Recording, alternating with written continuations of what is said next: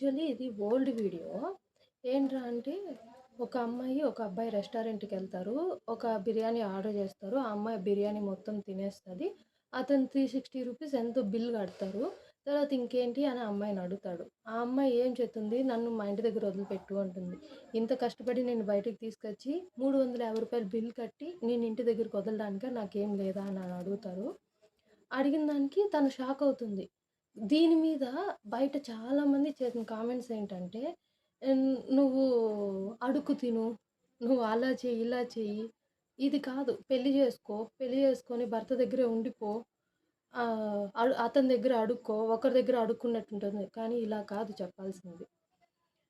నువ్వు సొంతంగా నీ కాళ్ళ మీద నువ్వు నిలబడి, నువ్వు సంపాదించుకొని తినుంటే, ఆ మాట అక్కడొచ్చుండదు కదా! ఒకరి మీద ఆధారపడాల్సిన అవసరం ఉండేది కాదు కదా!